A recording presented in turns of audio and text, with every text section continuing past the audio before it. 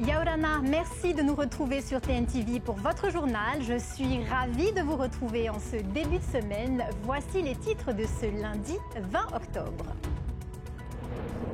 Mercredi, un policier était blessé lors d'un refus d'obtempérer à Papeete. Le procès du chauffard devait se tenir aujourd'hui. Il a été repoussé d'1 mois. Des détails dans un instant. Et puis gros plan sur l'audiovisuel, 1 milliard de chiffre d'affaires annuel et de grandes ambitions pour le Fénois. Comment renforcer son attractivité? Réponse dans ce journal. Fonction publique communale, les Outre-mer unis pour l'intérêt des agents. Le Centre de gestion et de formation de Polynésie accueille une mission nationale.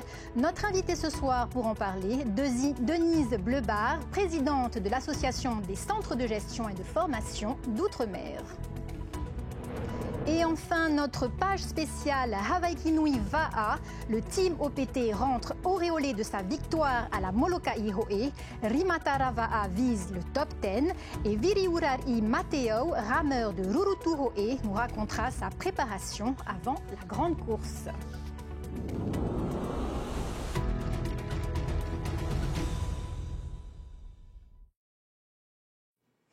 À la une ce soir, ce cas de violence routière mercredi dernier.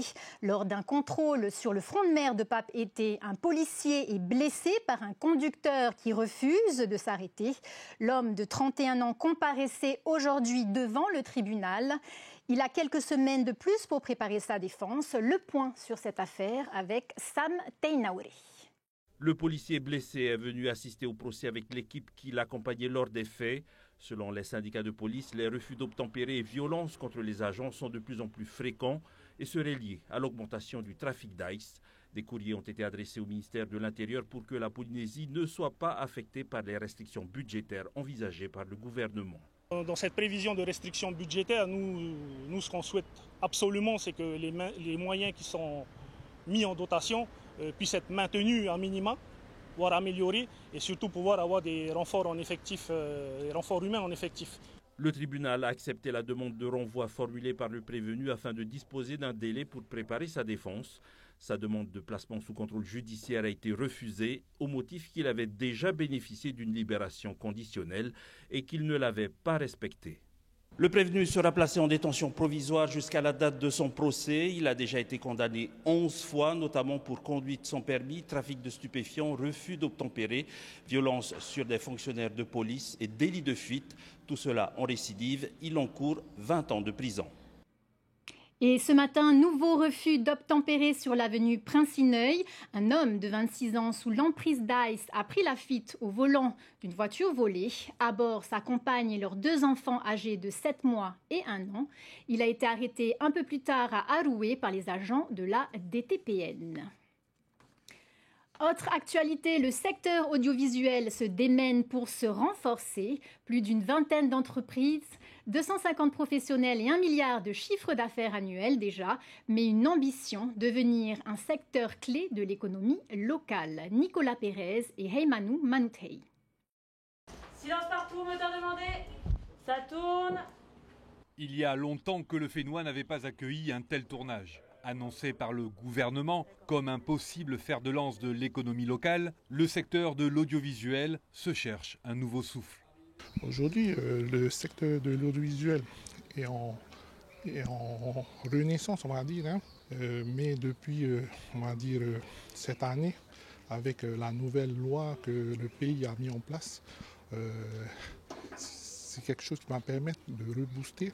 Une loi de dynamisation du secteur de l'audiovisuel permettant aux productions étrangères d'obtenir une exonération de taxes à hauteur de 20%. Cette réforme, elle est cruciale pour que des tournages puissent venir en plus grand nombre, parce que derrière, ça veut dire du boulot, donc ça veut dire des gens qui vont bosser régulièrement, donc ça veut dire des techniciens, ça veut dire des acteurs qui vont avoir un fonds de roulement de projets sur lesquels ils vont pouvoir travailler. Et c'est ça qui construit progressivement une petite industrie de l'audiovisuel. Donc c'est une très bonne décision.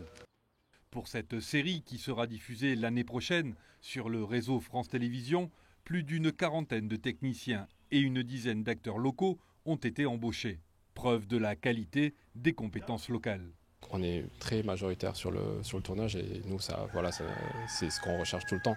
Et en fait, le petit plus qu'il y a, enfin, gros plus qu'il y a cette année, enfin, avec ce tournage, c'est quand même qu'on a 2 scénaristes locaux qui ont participé à l'écriture de cette fiction, de cette série.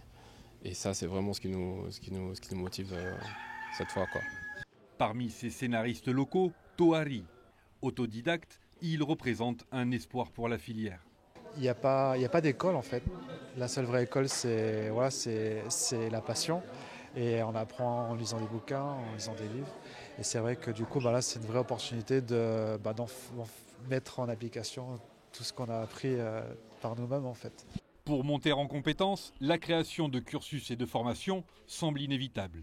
Et pourtant, mettre en place une filière, je pense qu'on n'est pas suffisamment structuré. En fait, on n'a pas du boulot à proposer à ces jeunes qui sortiraient de ces formations.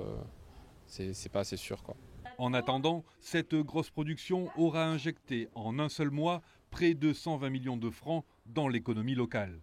Le pays, de son côté, ambitionne à l'horizon 2034 d'atteindre 25% du PIB grâce au secteur du numérique et de l'audiovisuel. Science-fiction ou future réalité, les professionnels veulent y croire. Silence partout. On parle de nos communes maintenant. Une mission des centres de gestion ultramarins est à Papeete cette semaine. La délégation invitée par le centre de gestion et de formation de Polynésie a notamment rencontré Anthony Géros ce matin à l'Assemblée. L'objectif, renforcer la collaboration ultramarine pour l'accompagnement des agents communaux.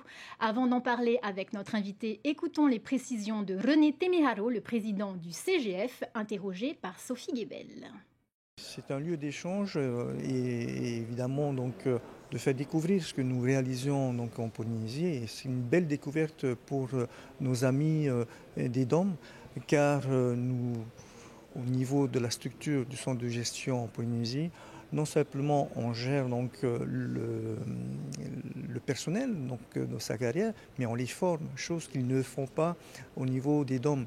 C'est-à-dire que c'est Paris, c'est l'Hexagone qui leur fournit un catalogue pour la formation, alors que nous mettons de A à Z toute l'expérience que nous avons. C'est cette voie-là qui a fait apparaître la venue de nos compatriotes, si vous voulez, des DOM.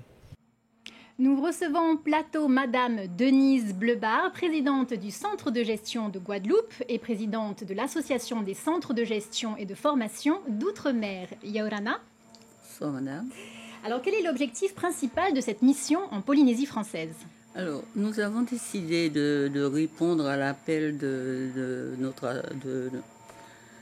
monsieur le président, tout simplement parce que nous avons besoin de créer chez nous le centre de formation qui existe dans votre territoire. Alors, oui. Pourquoi avoir choisi le CGF de Polynésie comme terrain d'échange ? Alors, tout simplement parce que c'est le seul territoire avec justement Saint-Pierre-et-Miquelon qui bénéficie de ce centre de formation. Donc, nous nous sommes rapprochés de monsieur le président pour pouvoir adapter chez nous, travailler ensemble pour que nous réussissions justement ce que lui, il propage sous son secteur en Polynésie. Donc les agents communaux, nous les avons vus, nous les avons rencontrés et les maires nous ont permis de constater que cette formation est obligatoire, non seulement obligatoire, mais elle permet une évolution des agents. Et je crois que nous avons le même principe, celui de pouvoir permettre aussi à nos agents de profiter de ce projet. Alors, je vous dirais tout simplement que nous avons par la métropole un centre de formation, mais qui ne répond pas du tout à nos attentes. Mais pas du tout. Donc nous avons un catalogue tout fait qui arrive et qui ne correspond nullement aux objectifs que nous sommes fixés pour nos agents. Voilà un petit peu le programme. Et je voudrais aussi dire que nous sommes ici pour partager, pour travailler ensemble encore. Voilà. Alors, en quoi le modèle polynésien se distingue-t-il de celui des Outre-mer ? Alors, nous occupons uniquement de tout ce qui est gestion des carrières, concours, examen. Mais toute la partie formation, nous ne l'avons pas. Donc c'est un petit peu ce moyen que nous avons trouvé pour mettre en place cette formation que nous trouvons vraiment formidable, parce que nous nous sommes rendus compte que les agents sont les premiers à bénéficier de cette action sur votre territoire. Donc nous aussi, nous tenons à ce que les nôtres puissent aussi évoluer dans ce sens. Alors comment mieux représenter les agents ultramarins au niveau national ? Alors c'est là le bas blesse, que nous aurons sûrement un combat à mener avec les territoires de France métropolitaine, puisque nous, comme je vous l'ai précisé tout à l'heure, nous avons le CNFPT qui existe et nous payons une cotisation mais qui ne répond pas à nos attentes. Donc pour nous, je crois que nous allons rencontrer les personnes qu'il faut pour nous permettre de faire de la formation, et la formation adaptée à notre personnel. Voilà. À terme, votre visite ici peut-elle aboutir à des projets communs, concrets ? Alors, je crois que depuis que nous nous sommes rencontrés, nous avons beaucoup partagé, nous discutons beaucoup et nous échangeons. Et je crois que ça ne va pas s'arrêter là, puisque nous avons besoin de voix qui doivent que l'extérieur doit entendre. Et nous avons décidé, lors de la création des associations qui s'est située au mois de mars 2023, de demander à tous les territoires et départements d'outre-mer de se rassembler autour de ce projet, qui est de pouvoir nous défendre, parce que nous avons besoin, en tant qu'hommes, nous avons besoin d'être ensemble pour pouvoir réussir ce que nous voulons pour nos territoires. Merci Madame Lehart pour votre éclairage sur cette mission de coopération. Je rappelle que vous êtes présidente de l'Association des centres de gestion et de formation d'outre-mer et présidente du centre de gestion de la Guadeloupe. Merci Madame. L'actualité, c'est aussi la solidarité. Au collège de Tevayuta, 10 classes ont couru pour l'opération Mété Basket et Bas la maladie. Un engagement en faveur de l'association ELA qui lutte contre les maladies génétiques rares. Thomas Chabrol a suivi cet événement. En marchant ou en courant, les collégiens multiplient les tours sur ce parcours de 400 mètres. L'effort est collectif. 10 classes du collège se mobilisent pour soutenir la recherche contre les leucodystrophies. Mété Basket et Bas la maladie, l'idée est simple, courir pour les enfants qui ne peuvent pas et transformer l'effort physique en un acte de solidarité. En fait, c'est d'aider toutes les personnes qui en ont besoin. Ma maman, elle est infirmière aussi, du coup, je la suis aussi beaucoup. J'aime beaucoup les patients et c'est formidable de pouvoir les aider. Ça m'a touchée parce que je vis aussi avec une cousine qui a eu l'handicapé et ma tati, elle a eu le cancer. Depuis 5 ans, le collège de Tevayuta est labellisé Éco-École. L'établissement s'engage chaque année en faveur d'un projet selon un thème. On a choisi la thématique des solidarités pour encourager justement nos élèves à travers différents projets à s'ouvrir à l'autre, au respect, à l'empathie, à l'altruisme. Ces élèves ont sollicité leur famille ou du personnel de l'établissement pour récolter des dons, 100, 200 ou 300 francs par tour effectué. Les plus entraînés sont prêts à courir le plus longtemps possible pour faire grimper la cagnotte. Carrément, pour aider l'association est là pour ceux qui n'arrivent pas à courir, qui ne peuvent plus courir. L'établissement souhaite sensibiliser les jeunes au respect des personnes en situation de handicap en leur montrant qu'ils peuvent avoir un impact concret, même à leur échelle. Bravo à tous ces jeunes pour leur mobilisation. Et maintenant, place à la passion et à l'exploit avec notre page spéciale Hawaii Kinuiva'a 2025.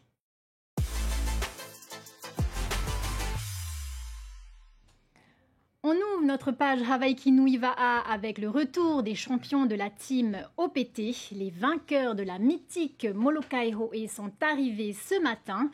Une domination arrachée le 12 octobre malgré un chavirage en pleine course. Une première historique pour le club. Et on reste dans la course, nous recevons en plateau Viriurari Mateo, rameur de la Rurutu Ho'e, qui participait pour la première fois à la Molokai Ho'e. Viriurari, Yorana. Yorana.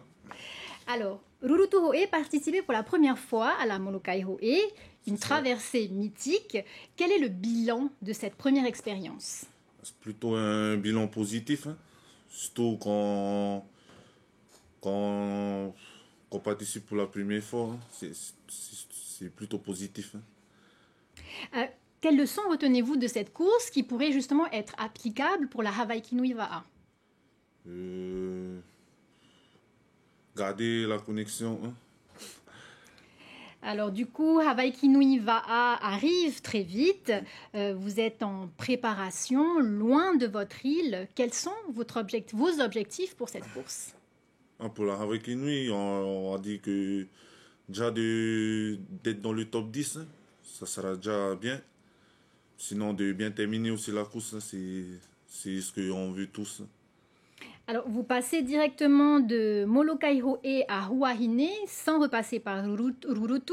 Comment gérez-vous la préparation et la concentration loin de chez vous? Pour la préparation, ça fait déjà, on va dire, 4-5 ans qu'on s'entraîne sur Mateia. Du coup, on a déjà des contacts un peu. Pour les pirogues, pour s'entraîner, on a l'aide de Billy Tupia, du club de Mateia, qu'on tient à remercier. Et pour le logement, on a un sponsor qui nous suit depuis le début, hein, c'est Bruno Manuel aussi. Et la famille vous manque, j'imagine? Oui, il nous manque et c'est ce qui fait notre force aussi. Alors, un mot sur le contexte financier. Vous organisez une levée de fonds le 25 octobre. Qu'est-ce qui explique ce besoin de soutien pour l'équipe? C'est juste pour le maintien de la caisse. Hein. On essaie déjà de voir pour l'année prochaine. On prépare un coup d'avance pour l'année prochaine. D'accord, le message est lancé. C'est ça. Merci Viriura. Merci. Et bonne chance pour la Hawaii Kinui Wa'a. L'actualité de la course, c'est aussi la détermination des autres archipels. Suite de notre série sur les équipes, ce soir, Rimatara Wa'a et son objectif, le top 10. Une équipe à l'entraînement dès 4 heures du matin avec Oriano Tefau. Il fait encore nuit, mais pour l'équipe de Rimatara, la journée a déjà commencé. Avant de rejoindre le travail, les rameurs s'activent dans la salle de musculation. Près de 2 heures d'efforts pour renforcer puissance et endurance. Un rituel matinal devenu indispensable à leur préparation pour la Hawaii Kinui Wa'a. Il y a quelques-uns qui commencent à 6 heures. On est obligé de jauger un peu par rapport à eux. Les autres terminent un peu plus tard l'après-midi. On commence un peu tard l'après-midi, mais on termine un peu plus tard encore. Hein. Enfin, tous les jours, comme ça, ouais. Renforcement musculaire, c'est important aussi, comme c'est la grande course Hawaii Kinui. On a vraiment besoin de résistance. Hein. La cohésion, c'est la marque de fabrique de la Team Rimatara. Une équipe soudée où l'on rame dans une ambiance à la fois sérieuse et fraternelle. Le Tahoe, il est dans notre club. Comme on est que des cousins, du coup, on se comprend tous. Quoi. On n'a pas à se l'un de l'autre. Après, notre composition cette année, c'est pratiquement la même que l'année dernière. Cette année, on va juste essayer de rentrer dans les top 10. C'est notre objectif principal. Ouais. Mais participer à la Hawaii Kinui reste un véritable défi logistique pour les clubs. Il faut jongler avec les plannings, négocier les congés, convaincre les patrons. Tout ça pour permettre aux rameurs de vivre leur passion. Toutes les courses, nous, on est obligé d'organiser comme ça. Hein. Ben, les grandes courses, hein. Si on prend 3 jours, c'est 3 jours de congé, même plus. Il y a des patrons qui ne lâchent pas les rameurs. Hein. S'ils ne lâchent pas, on est obligé de faire avec. Hein. C'est ce qu'on a. Hein. Ça arrive? Ouais, ça arrive souvent. Ouais. Rimatara Wa'a, une équipe qui se lève avant le soleil pour se donner les moyens d'y briller. Une détermination sans faille pour s'imposer parmi les meilleurs. C'est la fin de votre journal. Merci de l'avoir suivi. Dans un instant, votre émission Tohu Whenua Tohu Ora spéciale Octobre Rose. Retrouvez 2 épisodes de House of Cards. Et enfin, enquête exclusive Afghanistan, l'enfer des femmes au pays des talibans. On se retrouve demain, même heure. Très belle soirée à tous.